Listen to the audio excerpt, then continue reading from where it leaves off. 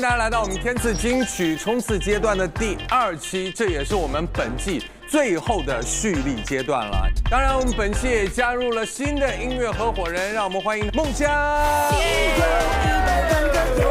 大家好。快说破以后最赤裸，事后爱不爱我，理不理我，关系这结果。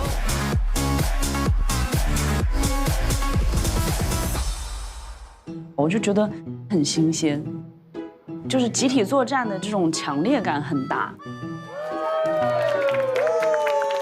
欢迎白小白。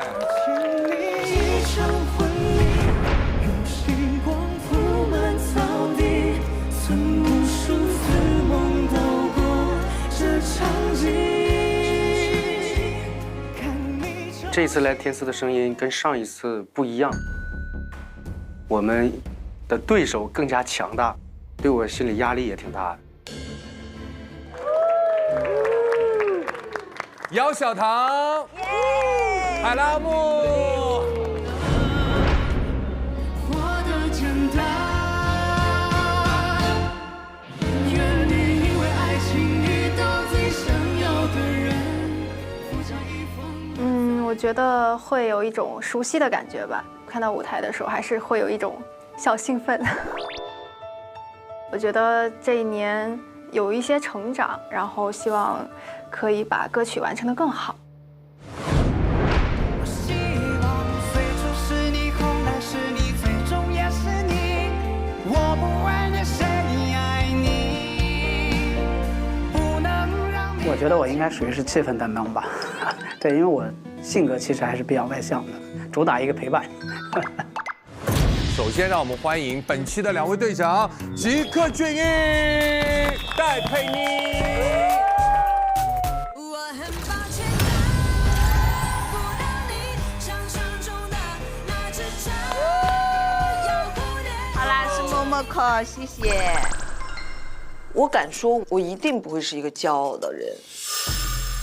因为我是一个时时刻刻在提醒我自己，你一定要知道你自己是谁，你应该干嘛。不好的东西我看，告诉自己以后别这么做；好的东西我看，告诉自己多学习。这我就忐忑了。队长的徽章，我本来不开心，但我现在很开心，因为我知道我的任务是什么了，就是带团康，就是让我的团员可以开开心心的唱歌。我的音乐合伙人是我的美女贴贴亮颖姐姐，帅帅的赵雷。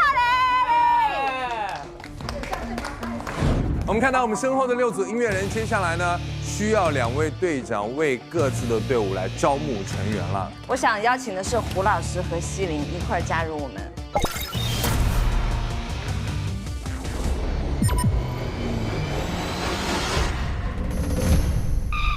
碧晨，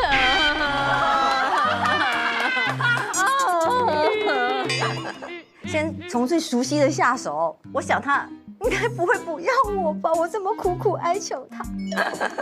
对不起，我已经把天赐这个舞台带的已经开始疯了。好呀，来，我们坐。盖歌告五人。龙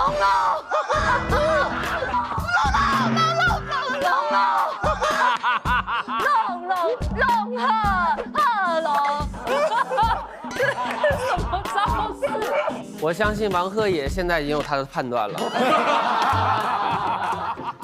汪苏泷真是甩锅达人呢。龙哥刚刚的眼神也已经告诉我了，就是我们就来到这儿吧，就都听他的。开心。但是我的心在你那。我总是真的为你放开手。谢谢陈让，谢谢陈让。好，我邀请的是我阿木哥哥和小谭，请你们加入我们。正合我意，子婷、白小白老师。耶！欢迎。好，我们看到了，这就是舞台竞演之前的交锋，已经有了火药味儿哦。我们舞台上见。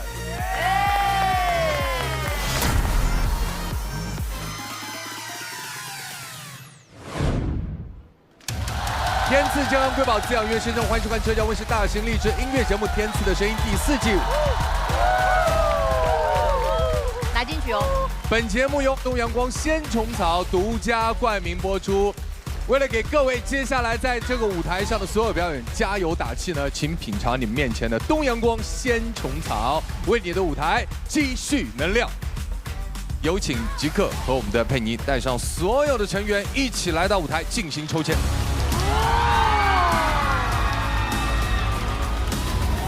接下来我们一起来期待抽签时刻。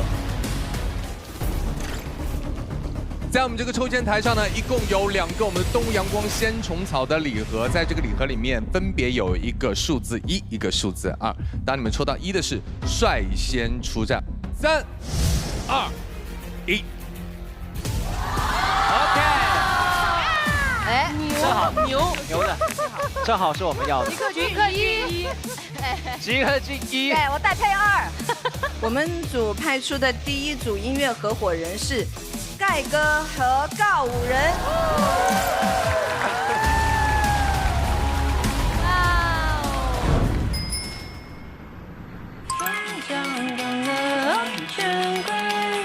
醒来发现，终将懂得爱珍贵。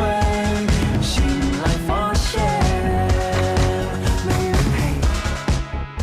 因为我理解这首歌，我觉得像人的一些欲望，对，或者说今天我想找刺激，那个刺激就像法兰西的，对。第一次吃的时候我就觉得哇，好好吃哦，热啊，甜啊，又炸，又爽。而且你尝完了之后，我是觉得你永远都会去找下一个更刺激的。我觉得你这个点跟我们原本那个连接点很好，因为我当时是在写速食爱情，就是谈太快的关系会有危险的这个状态，这就是我对这首歌的理解。其实你们写的很隐喻。我刚刚看到盖哥传那个准备要 rap 的歌词，我觉得跟这首歌的这种点是契合的。对，我好想彩排哦，因为我很想知道。我连那个 ending pose 我都想好了，对，我真的想好了。一会儿你教我。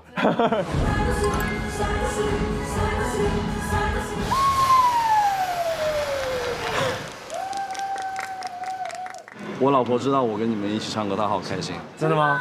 对，我昨天看你发朋友圈，她爆喜欢你们的。真的。谢谢。说我很有品味。哎呦。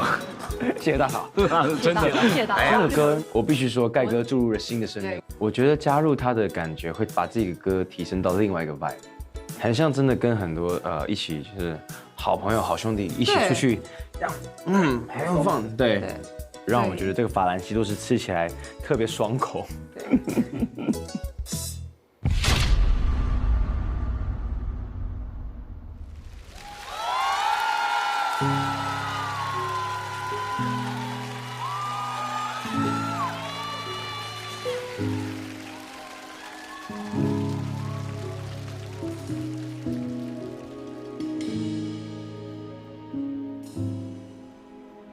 奋力摇摆的氛围，千呼万唤而珍贵，廉价的爱的一切，自诩无有的机会，竭尽全力无所谓，沆瀣一气不后悔，终将懂得爱珍贵。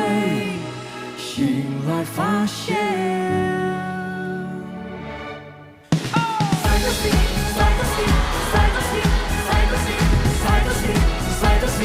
柠檬奇迹，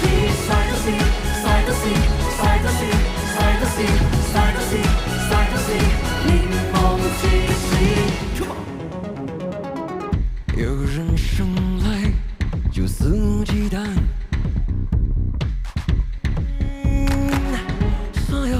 问候都成为挚爱。有人生来为一人而活，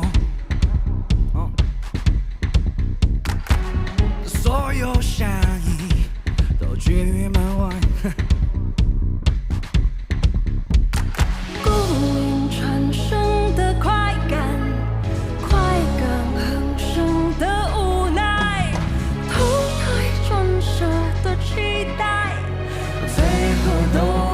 变成麻烦。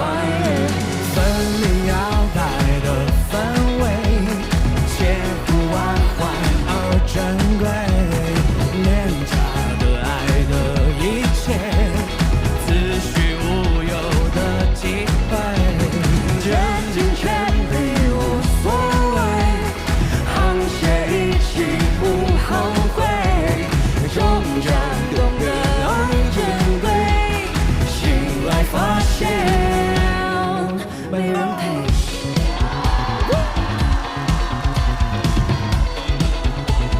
柠檬 CC，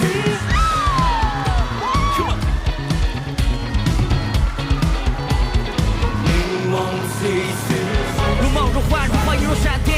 你的经历带上每场社会实验，一真一假，一念就的字眼，转头找安慰，可能是我预言。安静的轰鸣，熟悉的引擎，窗外的风景，我知道你很在意。无人解风，期待深夜变得狰狞，抛弃或者逃避，只成为下个目的。共鸣产生的快感，快感横生的无奈，投胎转世的期待，最后都变成麻烦呀。分离摇摆的氛围，千呼万唤而珍贵，廉价的爱的一切，子虚乌有的机会，竭尽全力无所谓，沆瀣一气无后悔，终将懂得爱珍贵，醒来发现。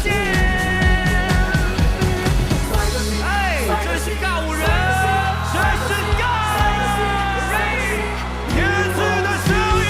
想想在哪，不管在哪里，手都借给我。Big 1, 2, 3, 4。分离摇摆的氛围，千呼万唤而珍贵，廉价的爱的一切，子虚乌有的机会，竭尽全力无所谓，沆瀣一气无后悔，终将懂得爱珍贵，醒来发现柠檬气息。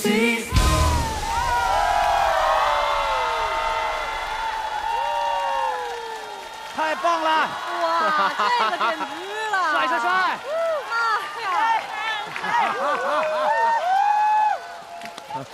厉害厉害！哎呀嗨呀嗨呀，好嗨呀！你们说不站起来吗？没得组。哎呀，哇，刚才那个演出的氛围真的非常有音乐节的感觉了，而且你知道吗，盖，你加入这个告五人，好像让我觉得告五人应该是有4个人的。哎，没错。盖五人，盖五人。今天这个限定团很特别，因为这首歌是来自告五人。对，我们的法兰西多士。是法兰西多士，很多茶餐厅大家都有点过。哎，为什么会有这样子一个视角呢？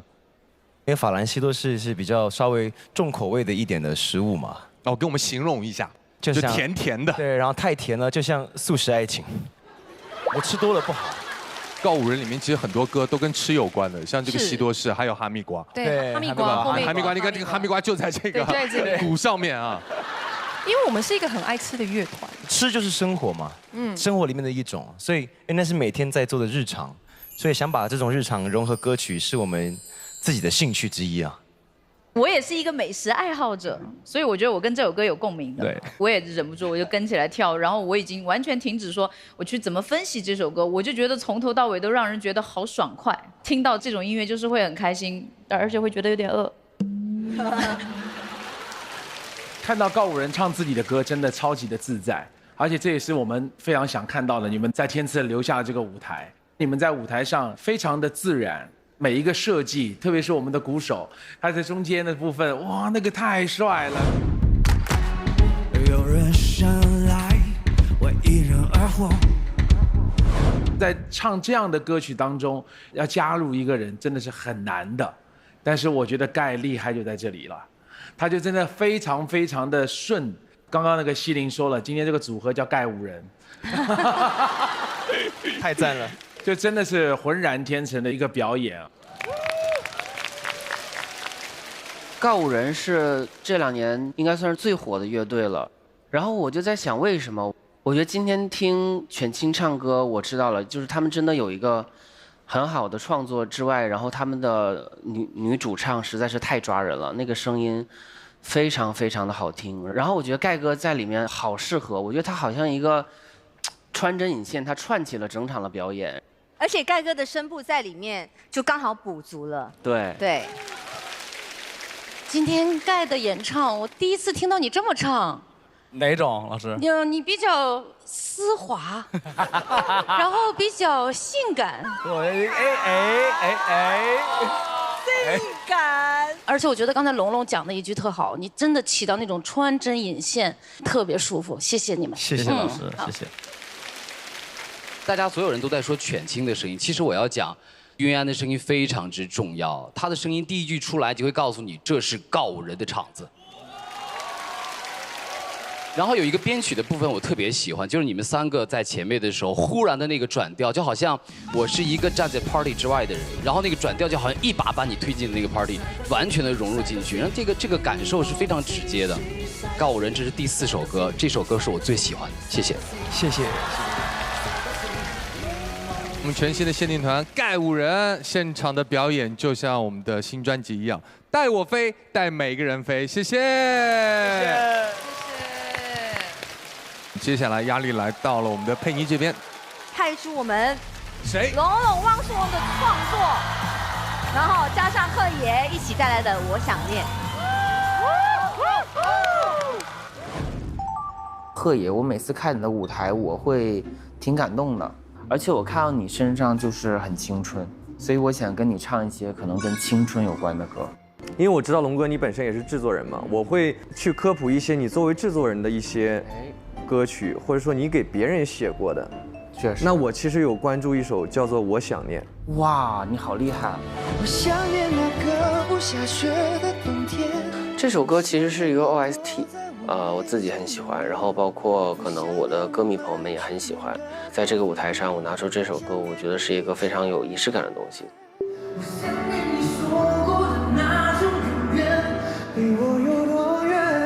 这个编曲，它与原版不同的就是它有很多推波助澜的东西，它有一些乐器上的一个情绪的辅助，它会把你的感情在最后全部宣泄出来。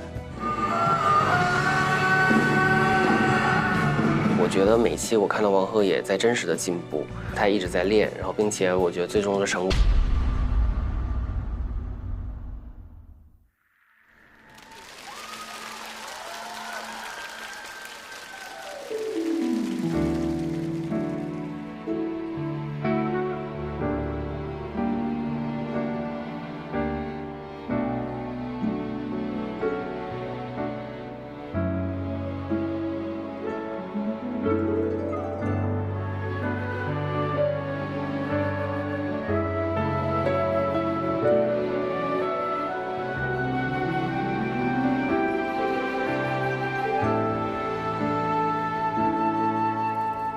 樱花覆盖地面，放映黑白默片。我终于懂了别人口中说的那种思念。凌晨过12点，熄灯的便利店，你的外套还留在我家的客厅里面。我想念那个不下雪的冬天，我想念你躲在我围巾里面，我想念我们取暖的咖啡店，想念你一切。我想念那个不太热的夏天，我想念两人牵着手的大街，我想念你说过的那种永远，离我有多远？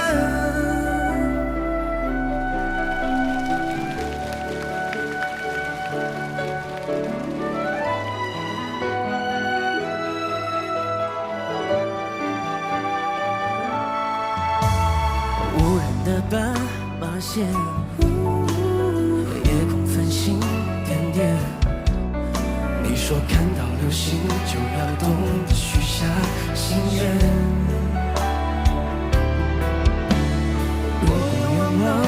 实现，再看你狠心一遍。亲爱的，你是唯一让我如此难以入眠。我想念那个不下雪的冬天，我想念你躲在我围巾里面，我想念我们去暖的咖啡店，想念你一切。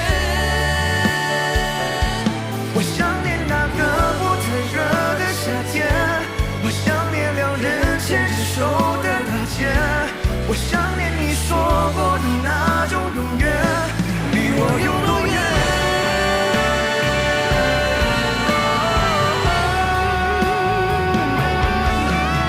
我想念着你的一切，想念着你一切，想你在我身边。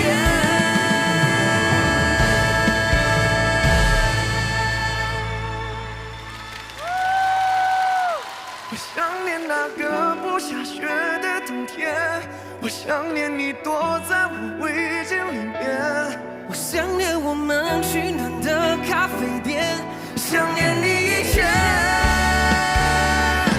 我想念那个不太热的夏天，我想念两人牵着手的大街，我想念你说过的那种永远，离我有多远？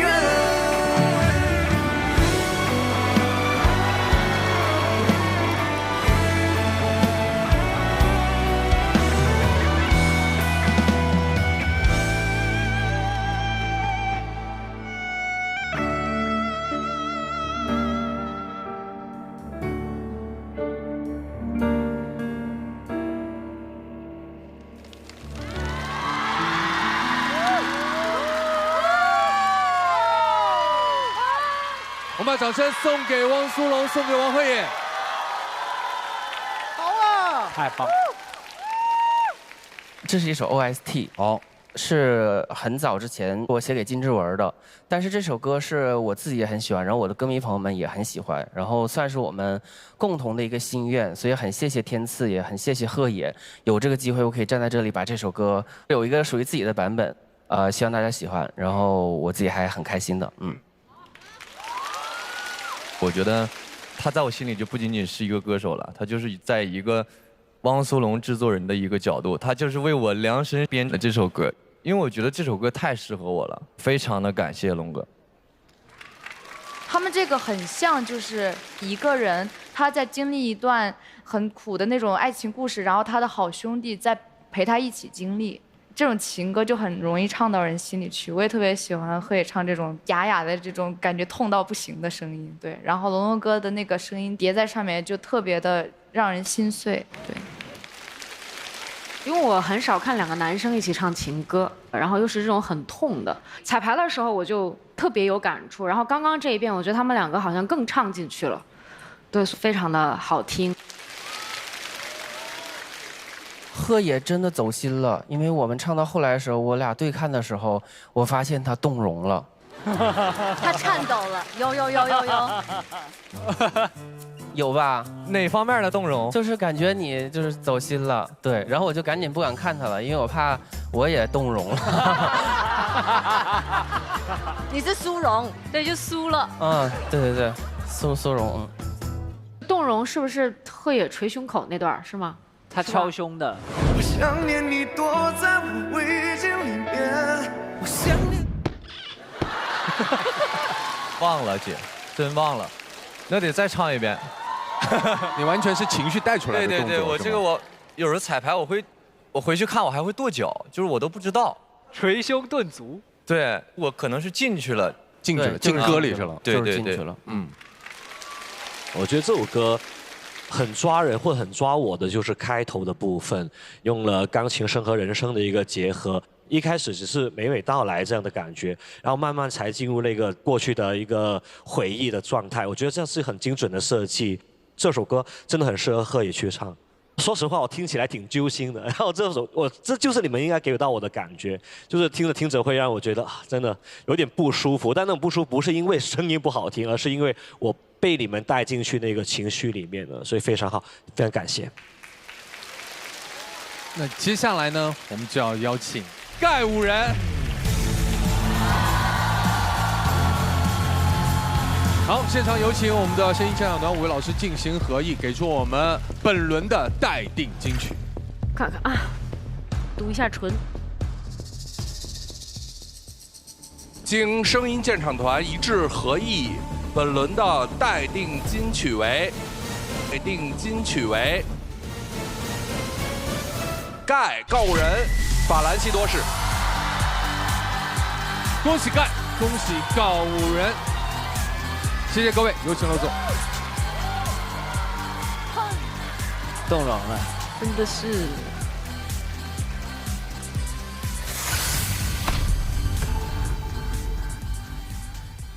这个军乐队呢，在第一组盖五人这个限定组合里面呢，顶住了第一轮的竞演，所以接下来要继续邀请佩妮派出你们的下一组音乐合伙人。那就派出我和赵磊吧。好，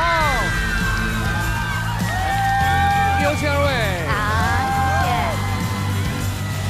光着我的脚丫子这首作品，其实有那种很欢快的、无拘无束的向往自由的感觉，也是戴佩妮的个人原创风格当中一首具备了积极力量和感染力的作品。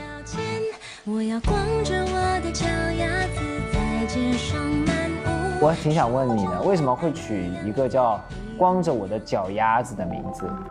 因为我小时候跳舞嘛，所以我是拇指外翻，所以穿高跟鞋会特别不舒服。另外一个是我是扁平足，没有那个弧度，明白。等于就是说我的蹲，或者是我跳或者跑都会吃力，但因为我的个性可能比较拗，这一些条件不足的事情我都想要去克服，然后让自己可以就完成更多的事情。我觉得好多人都有很多，不管是给予自己的不足，还是先天的不足，然后被这些所谓的不完美捆绑着。所以在这个歌除了讲很自由、很舒服的恋爱的感觉之外，主要更大的就是自己生活的自在很重要。希望这首歌还是能带给大家一个除去爱情之外的一些感受。对，我们就试试看，去台上找感觉。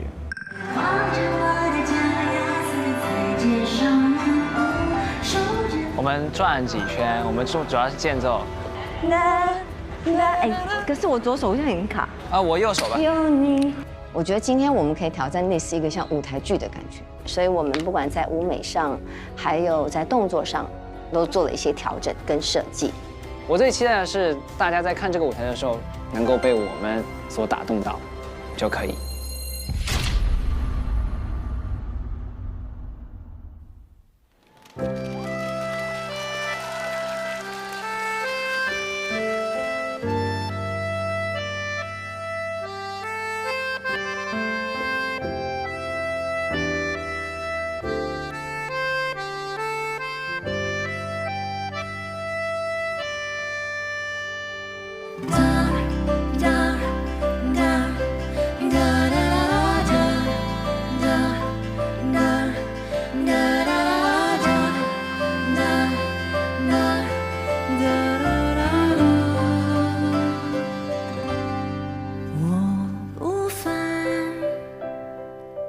就算多了个牵绊，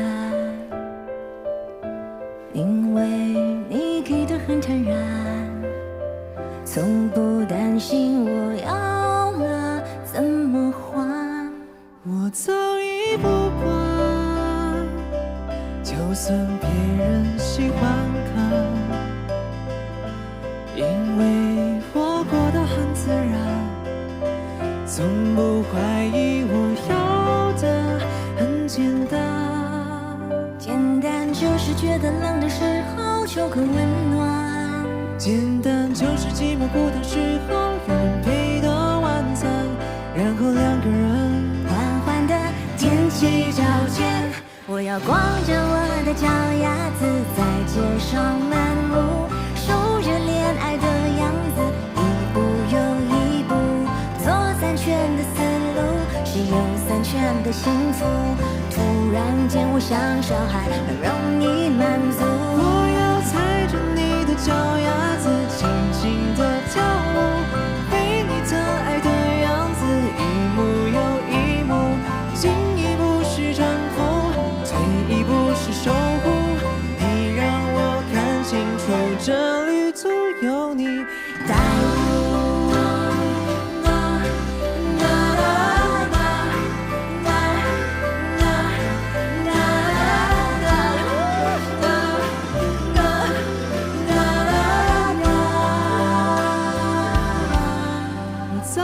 已经不管，就算别人喜欢了，因为我过得很自然，从不怀疑我要的很简单。简单就是觉得冷的时候有个温暖，简单就是寂寞孤单时候有人陪的晚餐，然后两个人缓缓地踮起脚尖。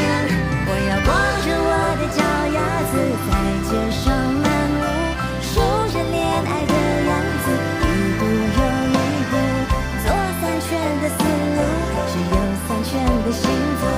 突然间我像小孩，很容易满足。我要踩着你的脚丫子，紧紧地跳舞，被你疼爱的样子，一步又一步，进一步是征服，退一步是守护，能让我看清楚这旅途。我要光着我的脚丫子，我要光着我的脚丫子，我要光着我的脚丫子。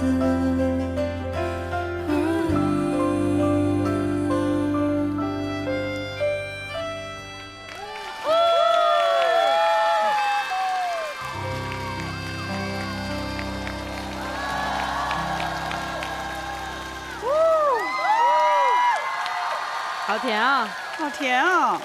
可以笑了。可以笑了，可以笑了。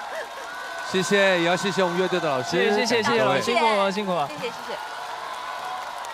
二位演唱的时候，特别手牵手的时候，有一种姐弟在这个沙滩边，还有星光点点的感觉。您客气了。石子。至于不至于啊？你当时是什么情况下会写下这样一首有趣的歌？我拇指外翻还有扁平足的关系，穿高跟鞋第2天会特别难受，所以这20几年来在脚上给自己的唱歌时的压力有点喘不过气，就写了这个歌。然后我希望大家可以记住这个歌，可以抛开更多对自己的一些枷锁，然后更自由自在的。有些东西是真的可以放下跟不要的。我觉得佩妮姐是一个非常勇敢的人，因为她可以很大胆的去说出自己可能以前会比较焦虑的事情。然后我小的时候其实也有过类似的经历。你要说吗？真的？好，我可以说，没关系，我已经长大了。因为他昨天告诉我，他是第一次在镜头面前说这个。对，我小的时候，我生过一种病，叫做血管瘤，就是脸上我的右脸这一块有一小块，还有我的头上有一小块，就没有长头发。老师就一直觉得我特别叛逆，因为我不敢剪头发，但我又不敢说，因为我那会儿怕同学会嘲笑我。现在很多人都说容貌焦虑啊，还有很多自己可能目前很难去面对的事情，但是我觉得好像时间过去就好了。所以我也很喜欢这首歌《光着我的脚丫子》，就像我特别喜欢在沙滩上去寻找那种自由的感觉。我觉得每一个人都应该去寻找这种自由的感觉，因为生活已经很辛苦了，何苦为难自己？我觉得当你分享的那一刻，其实你已经跟他对和解了。对，下次我就剃个光头。那也没必要，那也没必要。我觉得这是一首就是3拍的歌，3拍的歌其实有点放松，有点浪漫，然后2个姐姐和弟弟在互相的鼓励啊，在这个路上啊不用害怕的，这条旅途姐姐来帮你带路，而且你们2个在中间没有任何的这个隔阂啊，中间其实我觉得你们是非常不默契的啦。有一种就是熟悉他才会这样嘛啊，如果陌生他可能就不会了，就是很精致的一圈又一圈是吧？我觉得可能这种卡顿感或者怎么样，反而让我觉得很真实啊。我稍微说一下赵磊，我觉得你可能在生活中不是一个特别甜的人吧？我每天都很焦虑。对啊，所以其实，在唱这个情歌的时候，我会感觉到你唱的时候是没有那么自在的。我觉得这是赵磊你在你未来的演唱的过程中要着力提高的一个方向，其实是你的情感，尤其是在甜这样的情感。我希望你对吧，长了这么精神，能变成一个在生活中真的特别甜的人，能把这个甜演绎出来。他今天挑战这个歌，然后从很生硬的4拍，唱的很放松的3拍，不要过甜又不会太过突兀的情况下，我觉得他已经完成了一个这一次的养成的任务。我真的觉得佩妮姐是一个很暖心的姐姐，然后我也相信每一位老师跟我讲的这一些，真的是希望我会成一个非常成熟的歌手。我越长越大，越来越成熟，我也会变得越来越强大。我正在变强大的过程中，老师们等着看啊！好，路还长着呢。来，我们把掌声送给2位哈，在这里继续邀请盖和告五人来到舞台，有请剑音团现场合艺。金声音现场团一致合艺，本轮的待定金曲是盖告五人法兰西多士。继续恭喜盖和告五人，谢谢各位，有请落座。恭喜！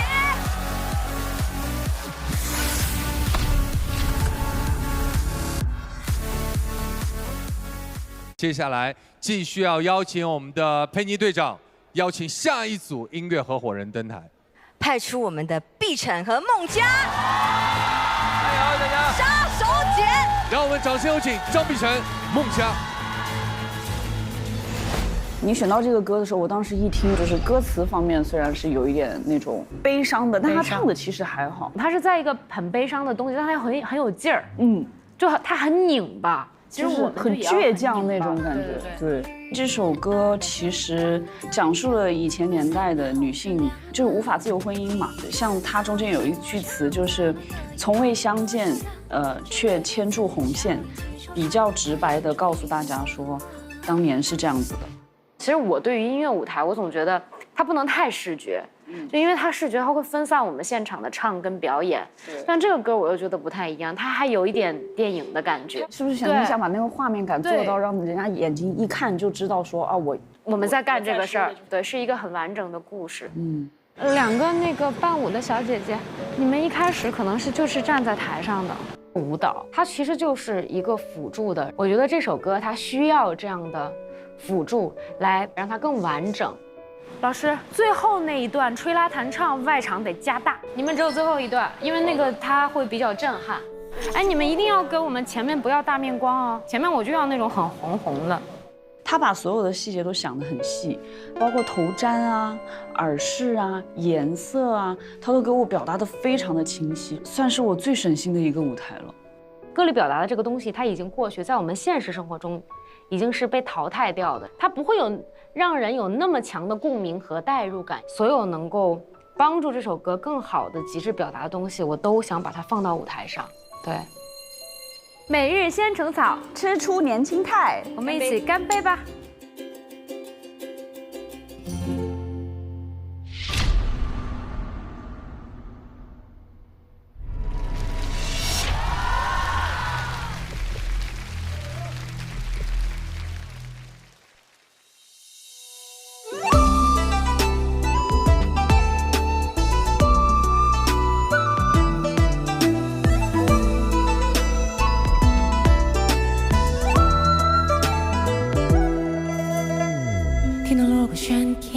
谁伴着泪眼，荒唐的婚姻在世间，从未有相见，却能牵住红线。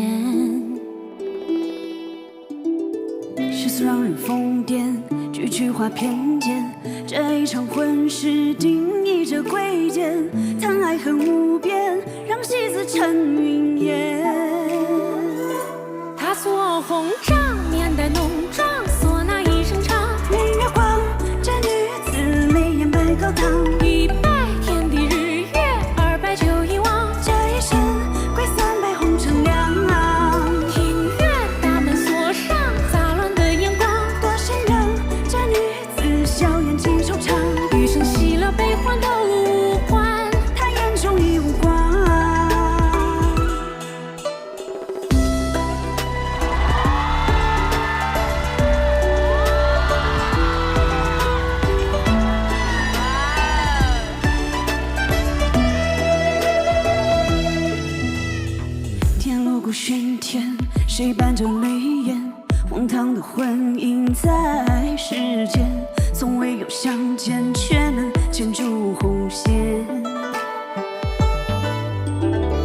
像是让人疯癫，几句话偏见，这一场婚事定义着贵贱，谈爱恨无边，让戏子成语言。她做红帐，面带浓妆，唢呐一声唱，明月光。这女子泪眼白高堂，一拜天地日月，二拜酒一汪，这一生归三杯红尘凉。庭院大门锁上，杂乱的眼光多喧嚷。这女子笑颜几惆怅，余生喜乐悲欢都无关，她眼中已无光。一拜天地之月，二拜酒一汪此事，三拜红尘寂寥。余弦喜落悲欢，再不相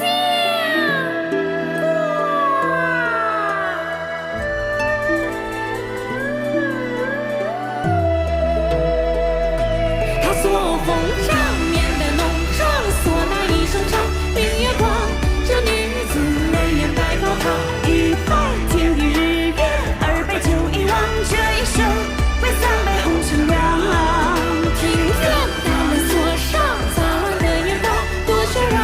这女子笑颜几惆怅，余生喜乐悲欢都无关，她眼中已无光。余生喜乐悲欢都无关，她眼中已无光。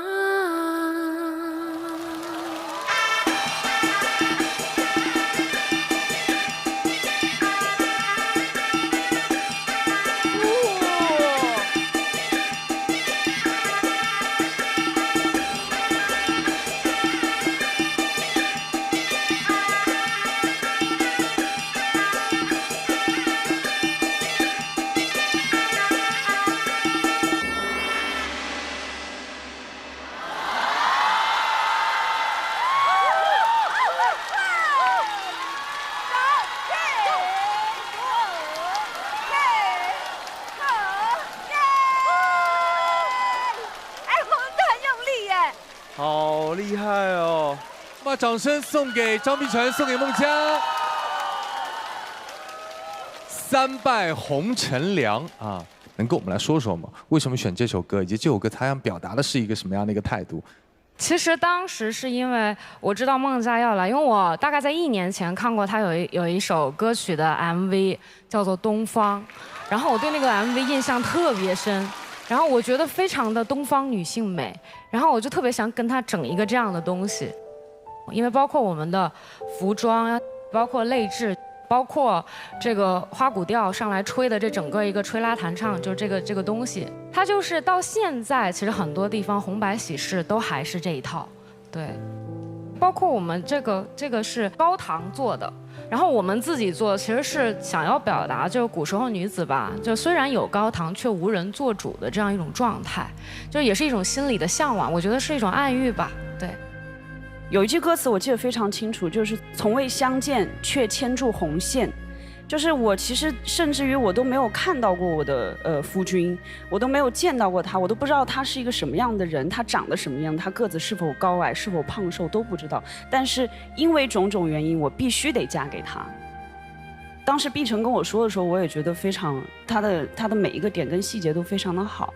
我们以一个最直白的方式告诉大家说，当时是这样子的一个状况，就因为这个歌，它是在过去的这样的一个历史环境下造就的这样的一首歌，然后在这样的背景下，再看我们的今天，我们的精神更自由，然后我们所有的选择也都可以由自己的心，然后就会觉得苦尽甘来的那种感觉。虽然可能没有那么感同身受，但是它是一个非常，我觉得对我来说，我感受的是一个很深刻的艺术作品。对。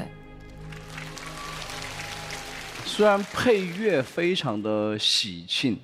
就是我从中听到的其实是很悲凉，然后我觉得碧晨和佳佳就是在一边跳一边唱的时候，特别是那个就是念白那段的时候，我整个人鸡皮疙瘩是起来的。一拜天地之月，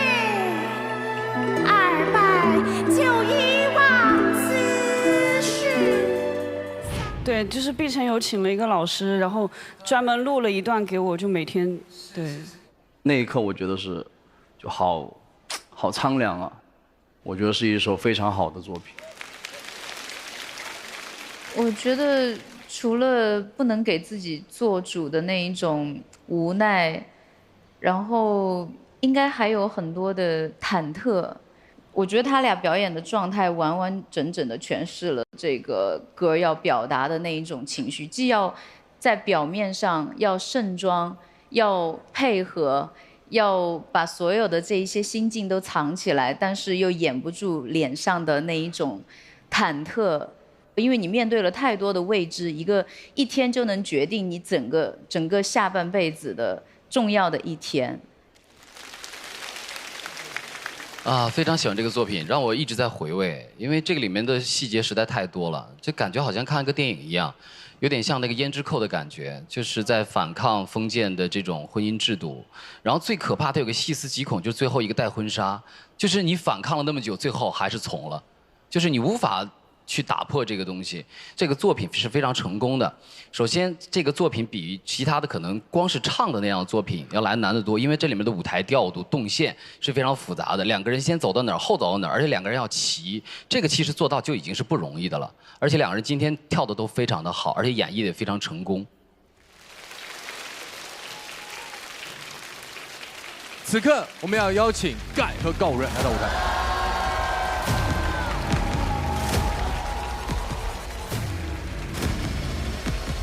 有请我们5位鉴定团老师合议给出本轮的待定金曲。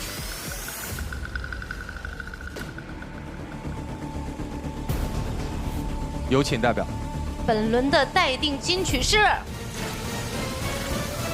由张碧晨、孟佳带来的《三拜红山凉》。恭喜张碧晨，恭喜孟佳。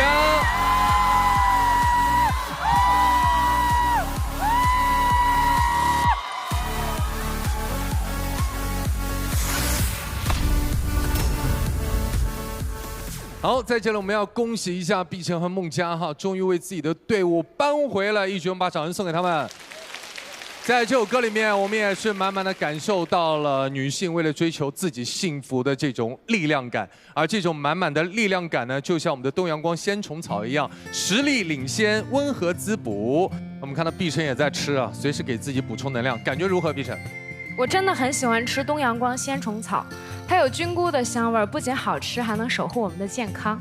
因为滋补呢，其实是一个非常长期的过程哈，也请电视机前所有的观众朋友可以上我们的天猫搜索东阳光鲜虫草，365天呢是全年新鲜供应的冷链直达，保证我们鲜虫草的新鲜度，随时满足你的鲜享需求。奇克俊逸，接下来下一组你们要派出的音乐合伙人是？音乐合伙人是再等下去都要潇洒不起来的潇洒小姐。让我们欢迎奇克俊逸、张靓颖。哎呀，终于到了！这一期要唱潇洒小姐，你选这歌手我就觉得选得很棒，还是比较符合我们俩的语感的，可以潇洒一把。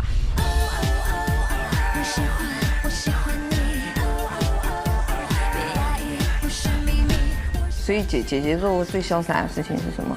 最潇洒的事情不都在网上吗？哇，精彩！上一期打了个通关，潇洒吧？很潇洒，拉满。我觉得每一个女生都可以潇洒的面对自己，面对这个环境。人生不一定要赢，但一定要潇洒。潇洒小姐这首作品呢，其实它对于演唱乃至于台风上的这种律动感的要求，其实都是十分细致的。很期待张靓颖和吉克隽逸这两位本身在唱跳方面也一直都有涉猎的女歌手，能不能碰撞出不一样的花火？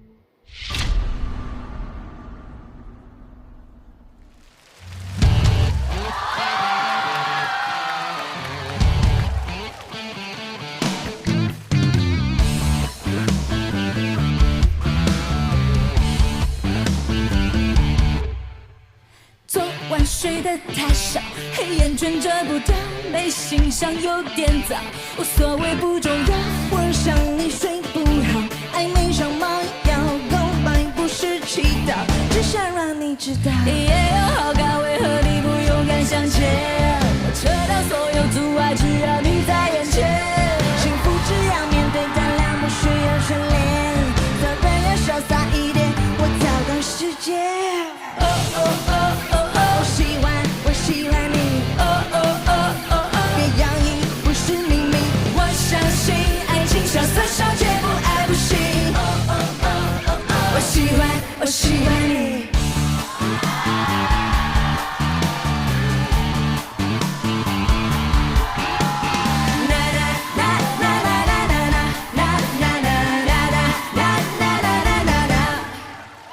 已经故纵太老，不流行这一套。说爱我别低头，不要像蚊子咬。遇见你就知道，爱大方就是最潮，成不计较。我出去会介绍，你也有好感，为何你不勇敢向前？我撤掉所有阻碍，只让你在眼前。幸福只要面对，胆量不需要训练。做人要潇洒一点，我跳个世界。我喜欢你，别压抑，不是秘密。我相信爱情潇洒小姐不爱不行。我喜欢你。Everybody likes me. Everybody likes me. Everybody wants me. But I want you. 我喜欢你。别爱，不是秘密。我相信爱情潇洒小姐不爱不行。哦哦哦哦哦，我喜欢你。我喜欢你。别压抑，不是秘密。我相信爱情潇洒小姐不爱不行。我喜欢你。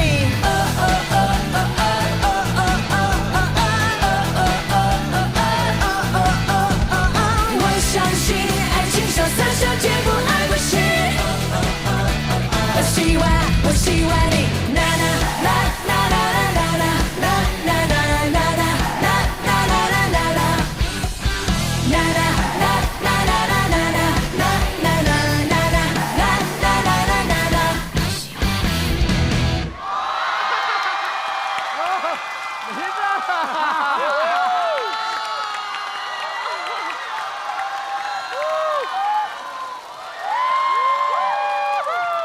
这首歌就在唱你们两个自己啊，这够潇洒吧？太潇洒了。那你在你眼里，你觉得吉克是一个真正潇洒的人吗？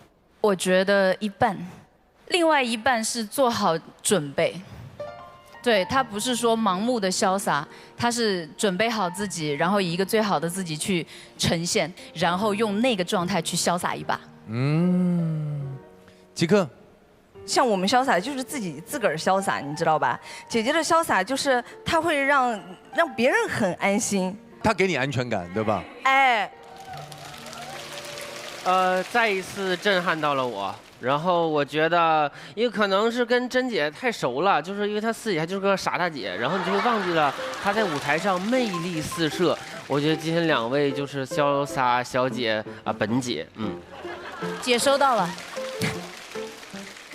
首先从视觉上，我觉得今天就充满了这种冲击力，然后再到今天整个歌曲的改编思路，就是把原曲的那种电子节奏感，用了一种更重型的摇滚的节奏来进行呈现。然后吉克的话，我觉得这首作品的话，会是在你的安全区域的范围内，但我觉得你今天又是把一个大家已经认为很理所当然的、很潇洒的吉克隽逸，你又演绎出了一种不一样的，就是有时尚张力的一种感觉。这一次亮颖在整个拉伸、整个宽度，还有层次和演唱上，可能是要做了更多的一个努力，所以才能让我们一直有冲击感这样。但是我有点特别想问，你们俩为什么没有再多跳一点点呢？我越来越喜欢比较自在的感觉了，就是自在的表达出来。因为我听到姐姐这个编曲，包括我们在这说的时候，我觉得没有必要，好像大家觉得这个节奏歌啊，他就应该唱跳。我不想给他编排的东西，我很喜欢他自然的肢体。他前几期啊，很好看，很好看，我很喜欢他一些细节表情，我甚至中间那个 Everybody Loves Me， 我想让他做这个，我想给他做这个植入，因为我觉得他跟着音乐很自然的带动他的那个肢体是很好的，是很舒服的，所以我抓他几个动作，我就跟他一起做律动，我觉得也很好。好，谢谢，我们再次把掌声送给吉克隽逸，送给张靓颖。同时此刻邀请张碧晨和孟佳，有请剑鹰团现场合影。真的，这两个年代的，哇，这好难哦！精英声音鉴赏团一致合议，我宣布本轮待定金曲为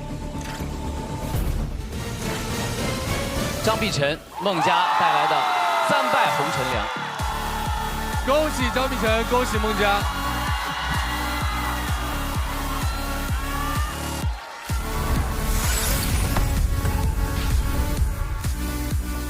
接下来要邀请吉克隽逸继续派出下一组音乐合伙人。我们下一组是海来、阿木和小唐。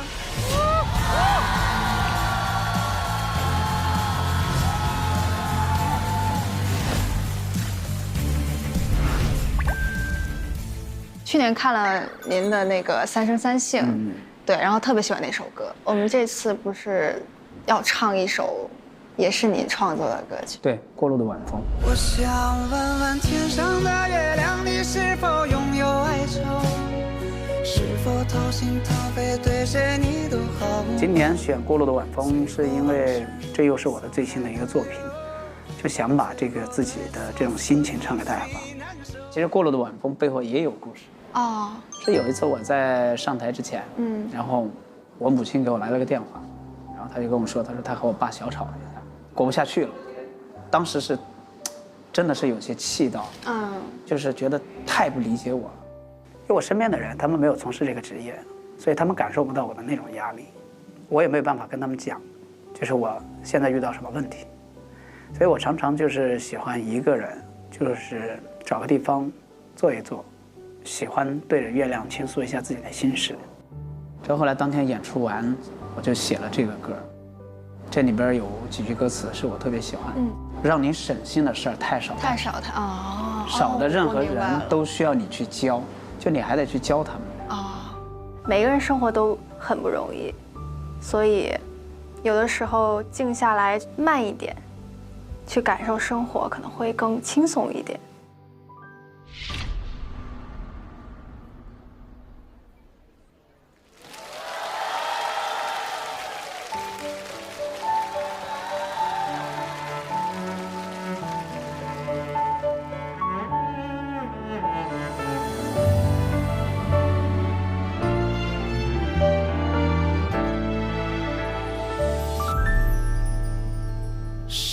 觉得世界好小好小，小的连个信任的人都不好找，敌人装着朋友的微笑，你从来都不曾被真心需要，让人省心的事太少太少，少的人和事都需要你用心教，没人懂你来路不明的烦躁，没人过问由来已久的寂寥。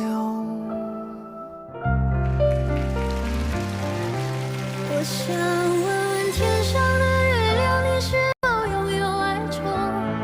是否掏心掏肺对谁你都毫无保留？最后往事如沧海难留，最后对错似覆水难收。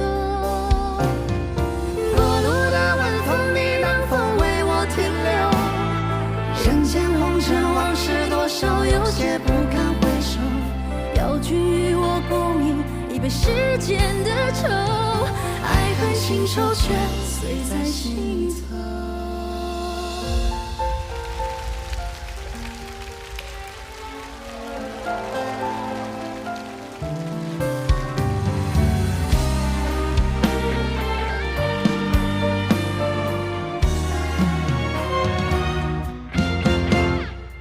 时而界好小好小，小的连个信任的人都不好找，敌人装着朋友的微笑，你从来都不曾被真心需要，让人伤心的事太少太少，少的人何时都需要你用心交流，没人懂你来路不明的烦躁，没人过问由来已久的寂寥。我想问问天上的月亮，你是否拥有爱着？是否掏心掏肺对谁你都毫无保留？最后往事如沧海难留，最后对错似覆水难收。过路的晚风，你能否为我停留？人间红尘往事多少，有些不堪回首。要君与我共饮一杯世间的愁，爱恨情仇全醉在心头。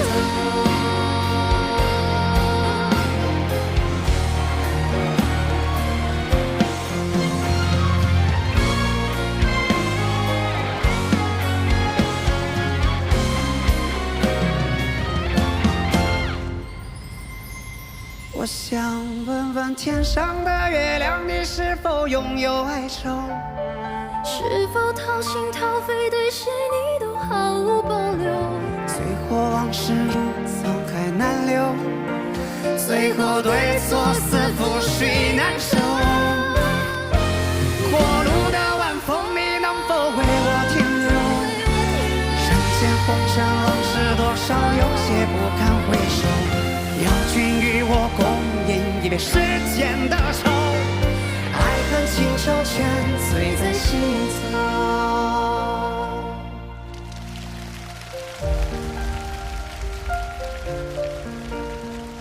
爱恨情仇全醉在心头。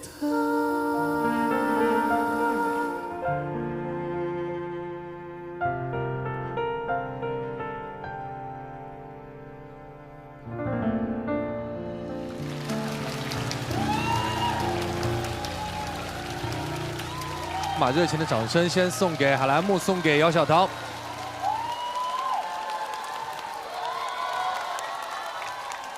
我在创作这首歌之前，其实有些迷茫和困惑，有些 emo。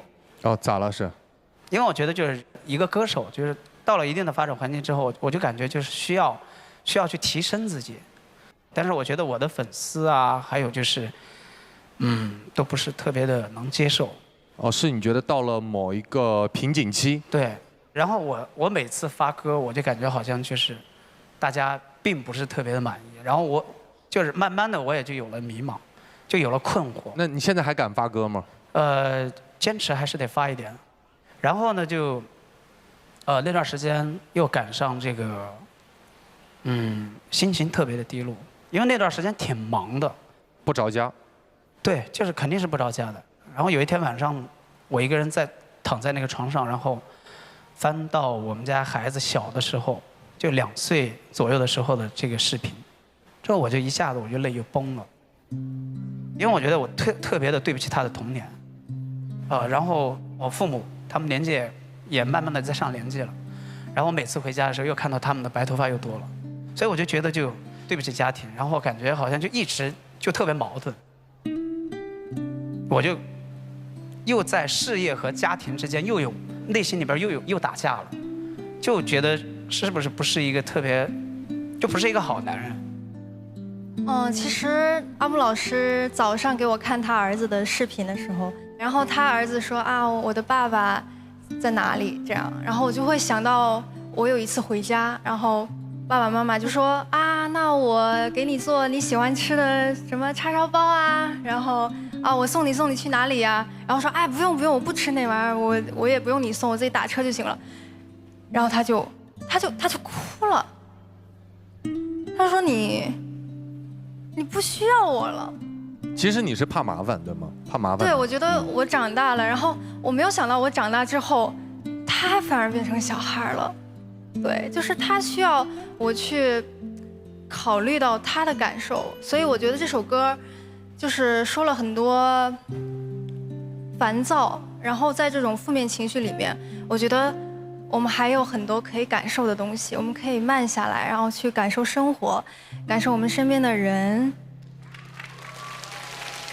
我其实刚刚特别想讲一讲姚小棠，对，我觉得姚小棠是一个特别好的歌手，然后我觉得她的声音特别的好听。今天她跟那个阿木的这首歌，她唱的两个人的声音是极度的反差。然后就是阿木其实是一个有经历的男人，所以你的声音当中有一些沧桑感。然后我觉得姚小棠的声音是特别的干净的，她其实唱这些歌没有太显露出技术，其实很难唱。谢谢胡老师。今天这个现场是不需要修音的一个现场，非常厉害。你们把准确度、包括和谐度都做到了极致，我觉得这个舞台非常好。包括这个作品，我觉得未来也一定会受很多的听众的喜欢。阿木坚持做自己，特别好。此刻，我们也要再次邀请张碧晨和孟佳回到舞台。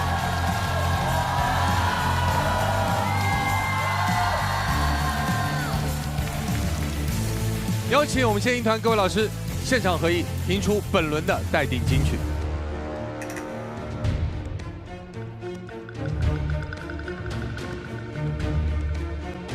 好了，已经有结果了，有请。本轮的待定金曲为，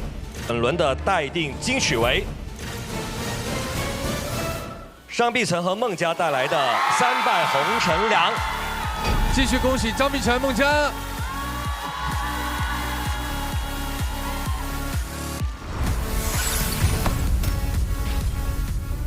齐哥、俊逸，接下来你们应该只有最后一组音乐人了吧？我们接下来的杀手锏就是胡老师和西林。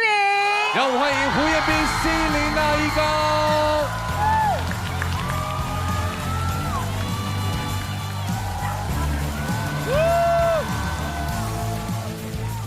负重1万斤长大，其实这个作品本身是一个很沉重的作品。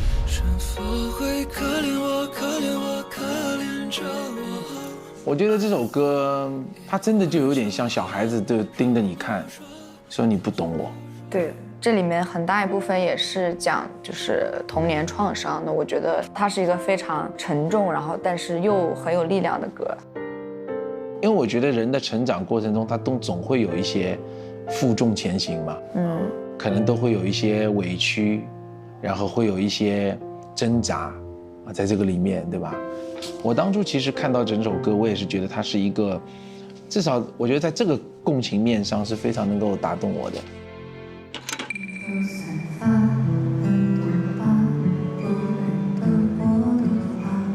我在这个角色里面，可能就是去扮演那个小孩子本身委屈的那个感觉。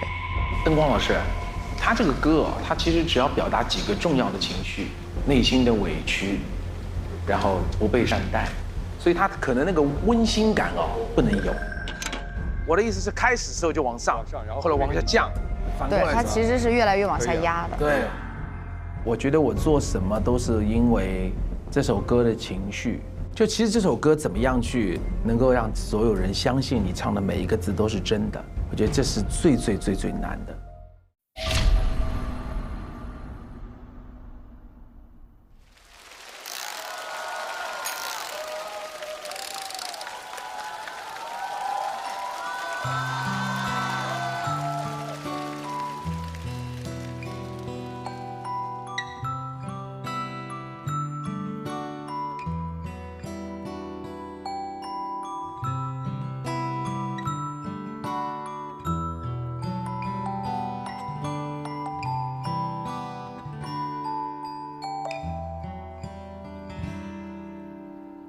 披头散发，耳朵怕不认得我的话，然而发芽，笑着花，肚子越来越大，以为所见只认同自己可以傻瓜，终于因我相信的而感到了害怕。有些难过，声总说唱歌会好得多，他骗人的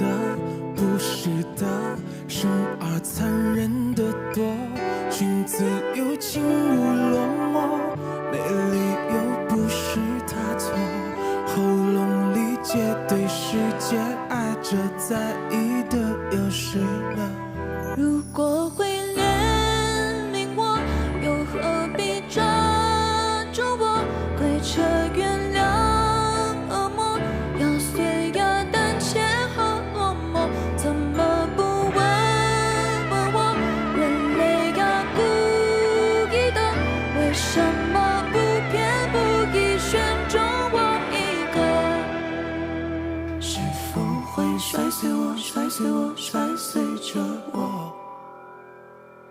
是否会可怜我，可怜我，可怜着我？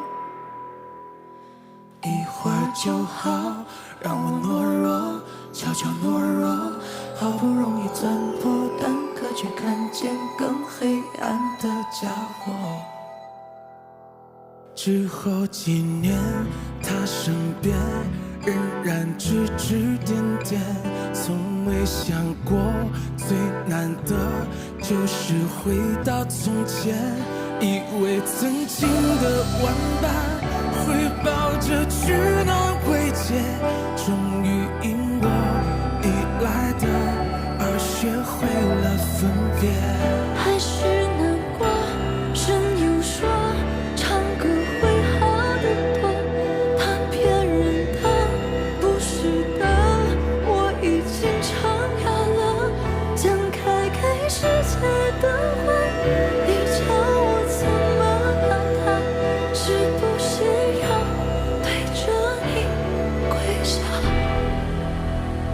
如果会怜悯我，又何必抓住我？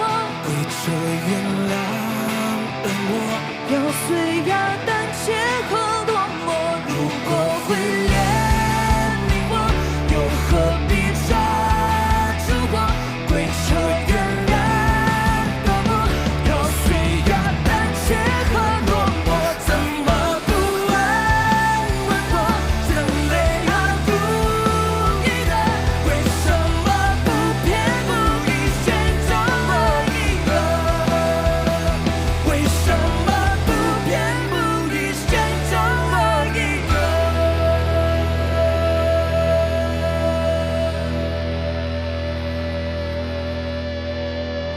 如果会贪恋我，又何必伤害我？是那原谅你呢？负重1万斤长大着，怎么不救救我？人类啊，可笑的，为什么要离了的不止我一个？是否会拽着我，掐着我，撕破着我？拽着我，掐着我，撕破是否会勒着我，咬着我，扯乱着我？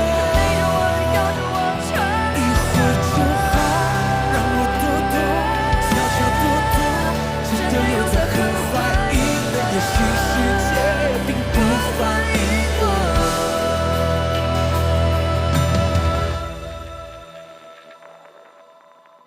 是否会摔碎我，摔碎我，摔碎着我？是否会可怜我，可怜我，可怜着我？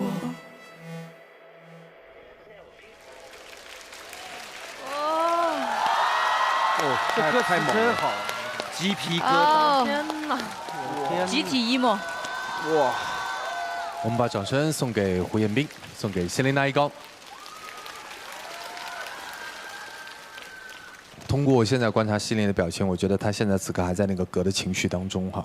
所以在唱这首歌的时候，希林，你脑海里在想些什么？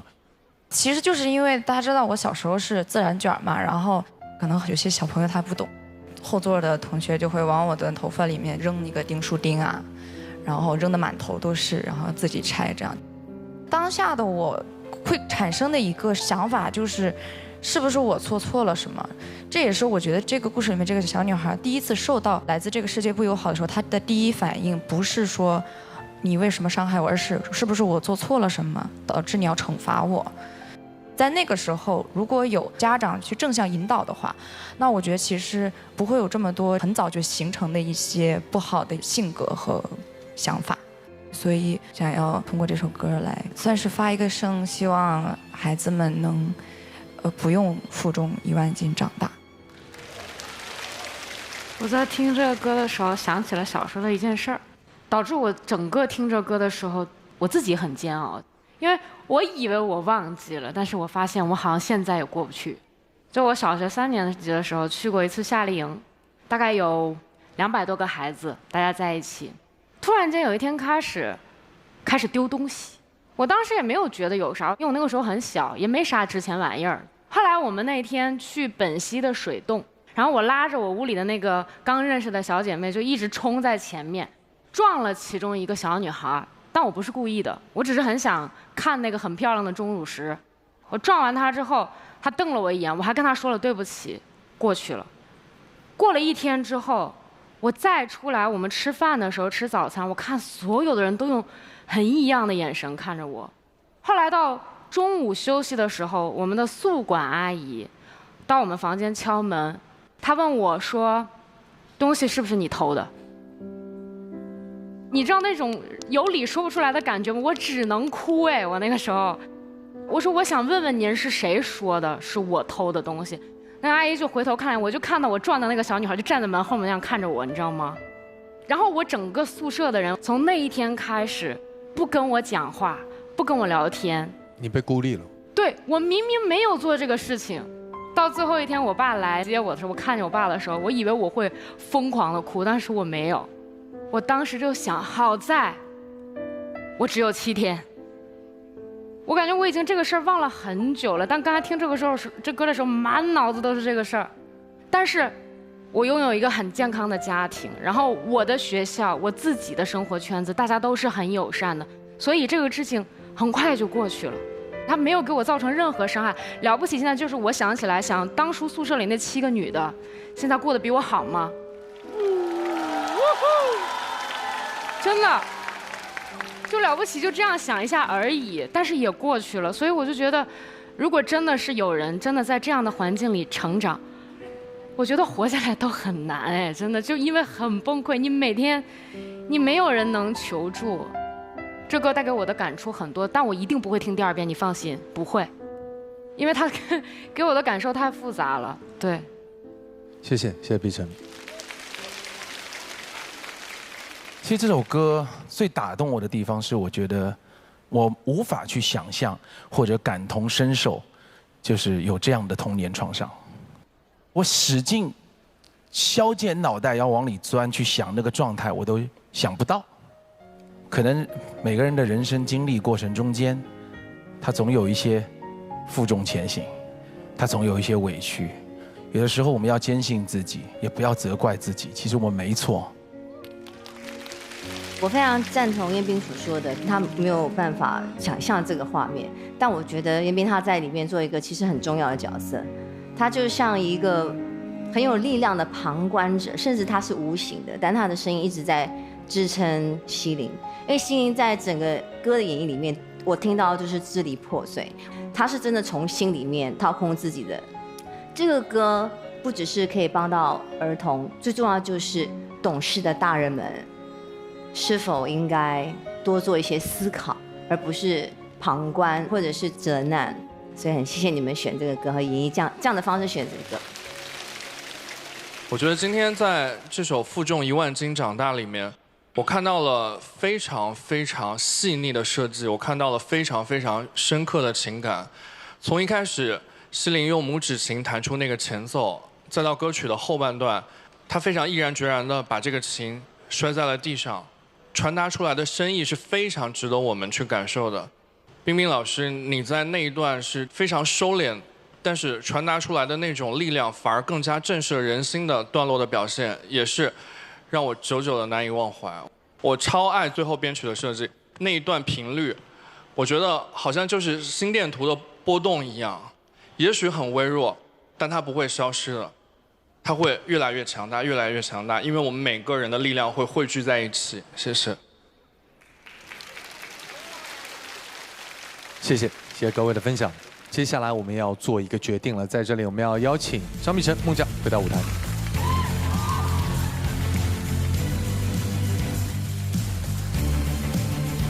此刻有请本轮的待定金曲。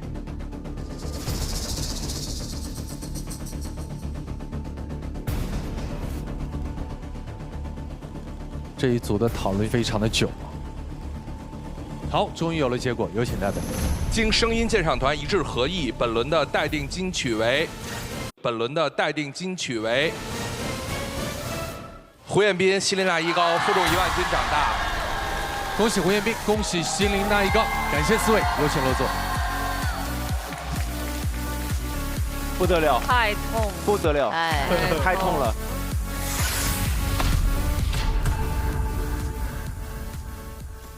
吉克隽逸队最后一组音乐人终于守住了，而即将迎来的也是我们佩妮队最后一组音乐合伙人。派出了我们张子宁跟白小白，绝爱。让我们掌声有请张子宁、白小白。白小白是一直以来深受年轻听众喜欢的这样的一个歌手。上一次他跟张子宁其实是有在台上有合作，我觉得那个婚礼的现场是让我印象很深刻的。我牵你一场婚礼，用星光铺满草地，曾无数。上一次跟子宁老师合作是唱我自己的歌曲，我比较轻车熟路，然后这一次是唱《绝爱》，这首歌本身就是很有难度，再加上后期编曲就更有难度了。他原唱是女生嘛，对，一个人，然后呢，我们是要合唱，又是男生加女生，然后呢，他改的那个华彩的那个部分，就是我感觉还挺有难度的。男生他唱女生的部分就会高。对，因为我听他发过来的这个后面好像还有一段是 rapper。哦。咱俩都是属于就是旋律性的那种，对，像这种可能说的这种比较少嘛，我就觉得就是那个说的那个部分不舒服，就把它改成旋律。行。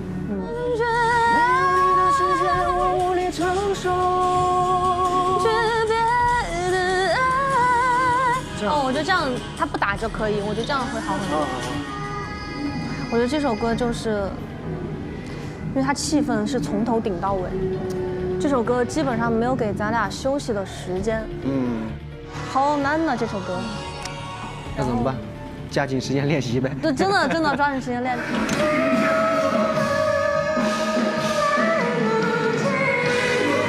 呦，太难唱了这首歌，这比练歌房都累。我觉得就是这种歌，它肯定难度系数很高了，但是如果你真的把它完成好，其实也是很过瘾的。再来，多来2遍，多来时间紧任务重，得来。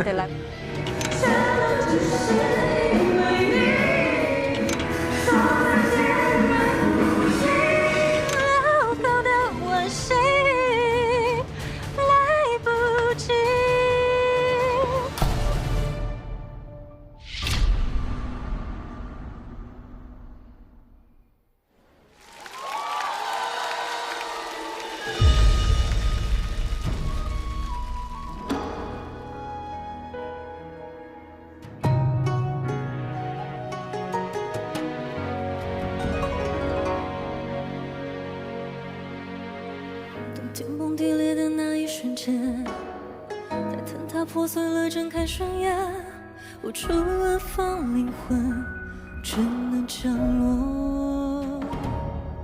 如灵魂相接在天地之间，可山盟还是演一场惊觉。没有你的世界，我无力承受。化成绝爱的最后。指针缠绕的温柔，化作一把锋利剑，刺伤了我。绝爱，模糊光影距离，连时间都暂停，全都只是因为你。确定你是心中唯一，说再见。开不了口的惋惜，来不及。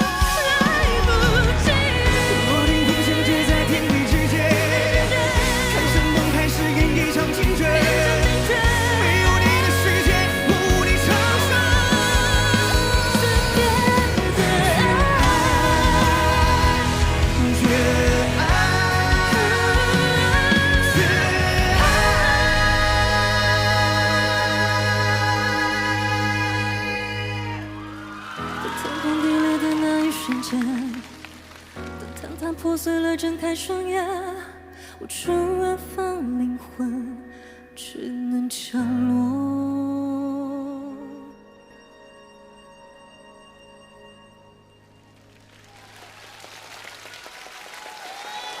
好可爱呀！最后那一下，那个。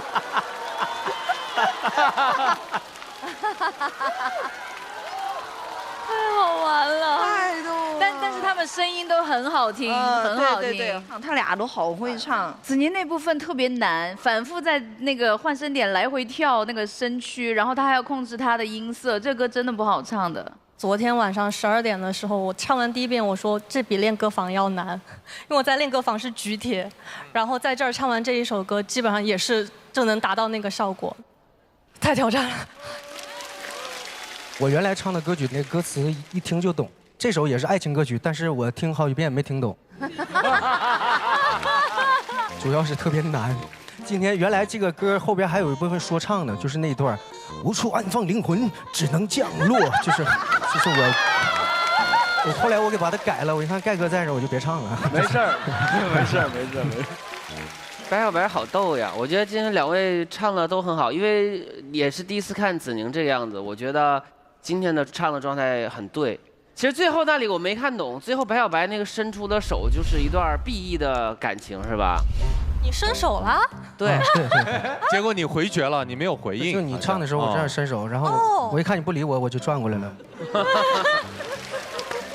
我就觉得今天很好，然后关键是小白，你心里一定有一个老年 disco 的节奏，他就是每一个转身都，就全是那种。我觉得这个舞台特别奇妙，就是它又很美，但是又很搞笑，然后又很深情的，又有点不太正经，就这种感觉。好，我们接下来听一下建议团各位老师的建议。首先恭喜2位完成了一个比较完美的一个舞台哈，然后我想重点的说一下张子宁，进步非常之大，这个是你天赐第3场舞台最好的一个舞台。而且这次你能看到你很多进步，就是这个稳定是非常了不起的。如果你每一场都能保持成这样，子宁，我觉得你的未来的路会非常非常之宽阔。希望你保持这个稳定度。好的，好的。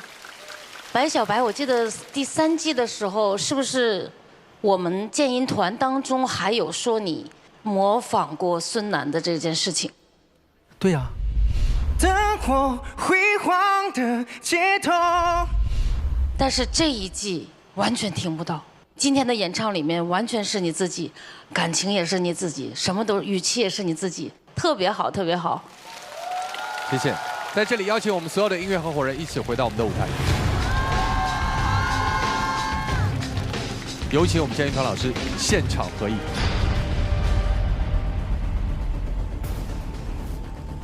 新声音鉴赏团一致合意，天赐的声音第4季第10期的推荐金曲是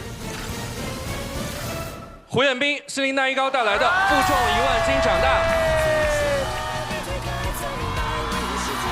接下来我们也要公布本期人气金曲，本期人气金曲获得者是